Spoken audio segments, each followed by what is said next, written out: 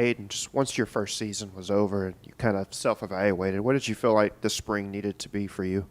I had surgery like shortly after the season, so really I was just focusing on recovering, learning the playbook better, and just getting the overall understanding of the game for real. How's that recovery? I know we've kind of seen you out there in certain drills. I mean, where are you along in that regard? I'm back now. I just got back to doing team stuff and 7-on-7, so I'm working my way back to everything. It's been a good transition. Coach McDonald and stuff been keeping me updated on everything. I've been watching all the plays, still learning how to play, so it's just getting back into it. Just being around a lot of veteran pass catchers in your first year in the SEC, in your first year just in college football in general, just being around those guys, is what can you take away from them?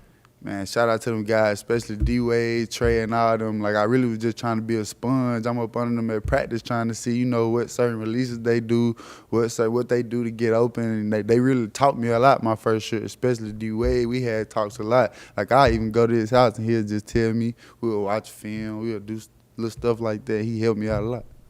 With you and Centurion coming in as the top two players in the state of Mississippi in y'all's signing class and all that, was there a little bit of pressure to perform, just right away or then, but you figured the way that Lane's kind of built the team in the portal is just kind of a run-your-own-race type deal? Yeah, this football, so, like, once them lights come on, you got to play. And, like, as soon as I got here, they was like, don't feel no pressure. You're a freshman, go and learn. But, they did a great job of just, like, preparing me. And I feel like I got a lot of good experience in the reps I did get in the game this year. Said you had a off-season surgery. Just when did you kind of suffer that, or what part of the season? I had a groin. Like, my groin was bothering me, like, the whole season. It wasn't nothing, like, stopping me from playing or anything, but we got it checked out. They just said a little surgery. It was small surgery. It wasn't nothing major. With you being from the Jackson area, were you already kind of familiar with Yam Banks, him kind of being from the same Me and Yam high went to the school? same high school. When I was a freshman, he was a senior. Like, I was under him. He played receiver. I was under him my freshman year. He played DB2 in high school. So, yeah, I was familiar with him. I guess what's Ole Miss getting in him? Oh, a dog. Yeah, I'm a dog, I swear. Y'all seen him at South Alabama. Yeah, can play. He going to be out there making some plays in the SEC this year for sure. Remember last fall you were kind of the talk of camp, making a lot of really impressive catches. Were there any moments of like frustration on your end when maybe it wasn't translating immediately to game day stuff?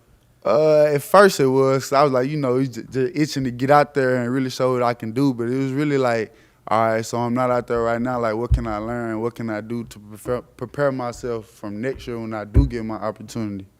So, yeah, it was a little bit of frustration, but, it ain't nothing like that.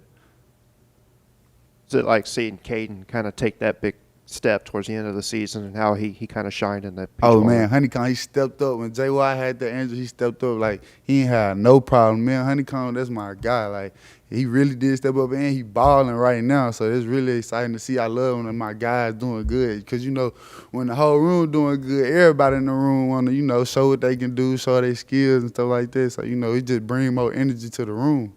You call him Honeycomb? Oh, yeah, that's his nickname, K Honeycomb. Yeah. I guess, were you always a Mississippi native? Oh, growing yes, up? Originally from Mississippi. I guess, did you grow up in kind of an Ole Miss or Mississippi State household or anything like that? Nah, not really. It was really more Jackson State for me because that's like was in my area. That's what I heard a lot about. But like as I got older in high school, I started learning about the Egg Bowl and like the rivalry and the history behind everything and stuff like that.